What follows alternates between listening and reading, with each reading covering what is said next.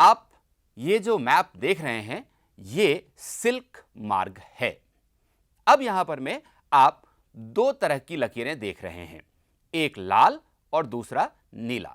ये जो लाल रंग की लकीर आप देख रहे हैं ये स्थल मार्ग से होने वाला व्यापार को दर्शाता है और सिल्क मार्ग का ये स्थलीय हिस्सा है।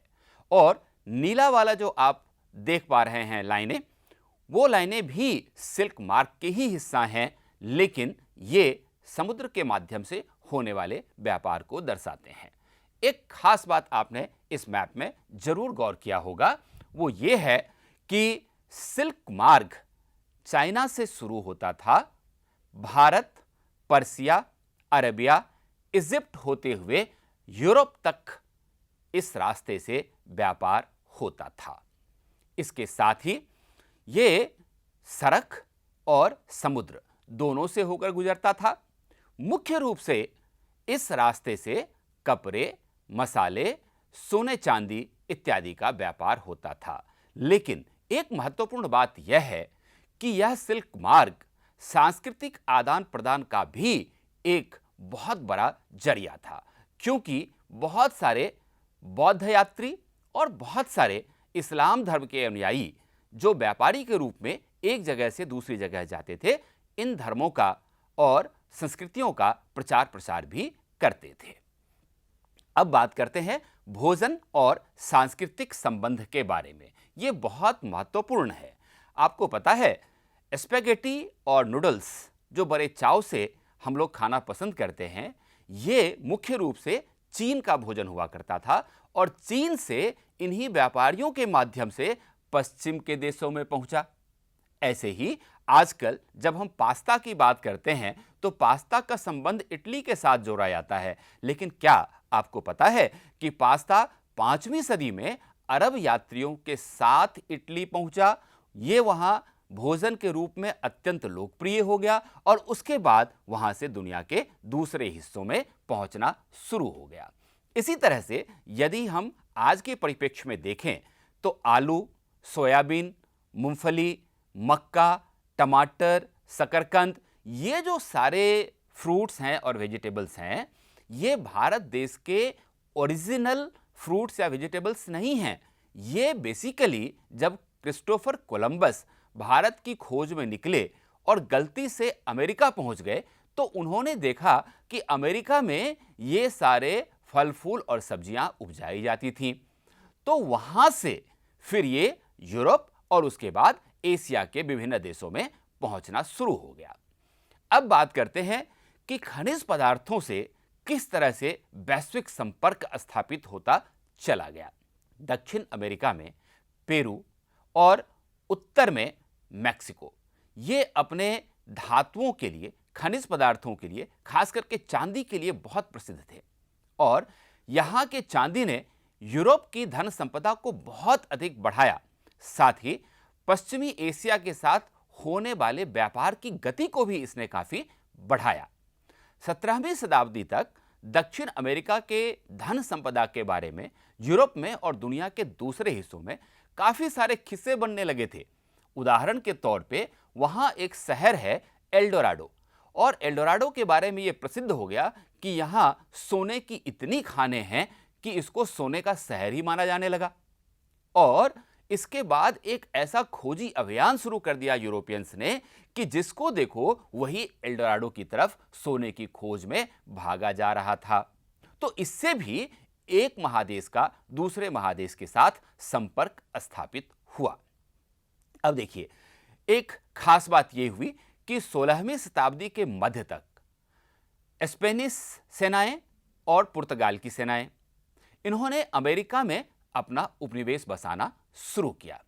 लेकिन आपको पता है कि इनको वहां उपनिवेश बनाने में और दक्षिण अमेरिका के लोगों को हराने में जितना योगदान इनके बंदूकों का, इनके बारूदों का नहीं था, उससे ज्यादा इनको मदद मिली चेचक की बीमारी से।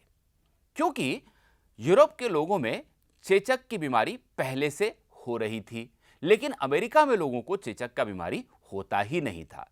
नतीजा यह हुआ कि अमेरिका के लोगों में चेचक से बचने के लिए रोग प्रतिरोधक क्षमता बिल्कुल भी नहीं था।